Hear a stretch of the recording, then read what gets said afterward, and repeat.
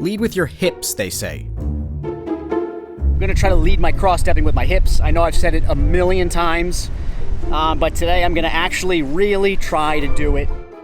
I've been told by many people to lead your cross-stepping with your hips, but I've always had trouble actually implementing that. But thanks to my trusty pipe and a little experimentation, I not only figured out a method to implement it, but I had one of the best sessions of cross-stepping to date. I'm going to call this the roll method. And I'm on a roll.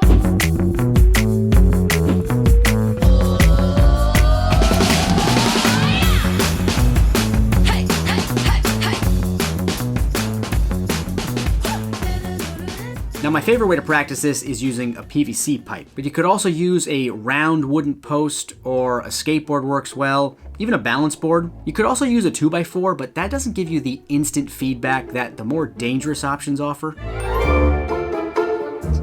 Now, over the past few days, I've been spending a little bit of time every day on the PVC pipe. I've been really experimenting on which forward movements kept the pipe as stable as possible. Leading with your hips does exactly that. However, I found a different way to think about it that makes it just a little easier to implement while you're in the water. So this might be a little bit confusing, but just try and stick with me. Leading with our upper body is what we're trying to avoid. We're looking to lead with our hips, kind of like this. Notice how my front knee is bending and rolling right over the front foot.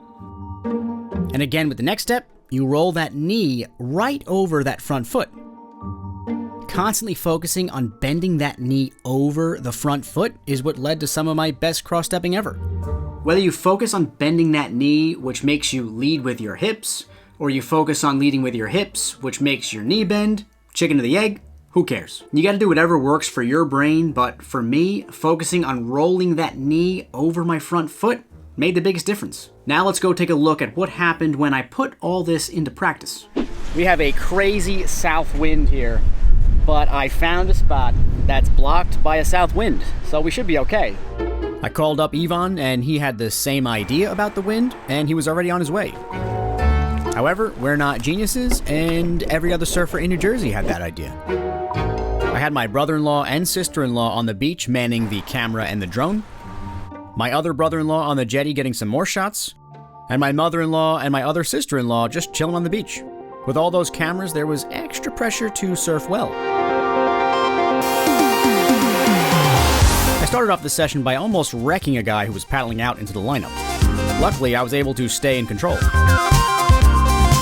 Thinking about the knee roll was almost an instant improvement. Even steep waves like this were just so much less intimidating to cross-step on.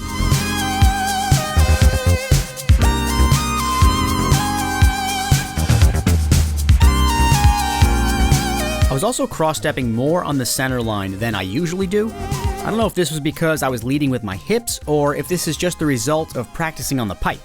Either way, I'll take it.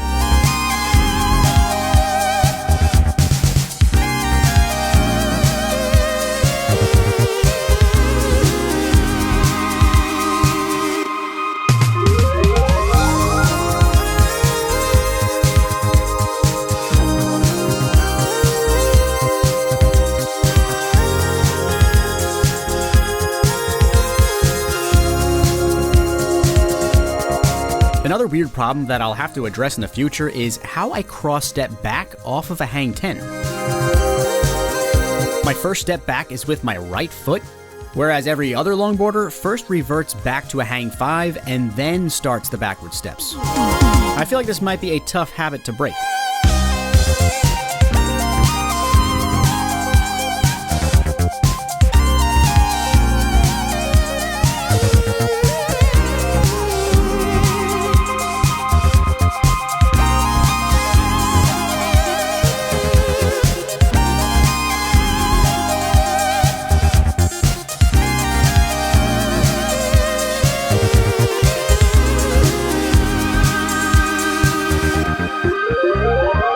The roll method works excellent when it comes to cross-stepping forwards. However, cross-stepping backwards, completely different animal, so you have to watch this video next, which will make your backwards cross steps so much easier to accomplish because they're not easy.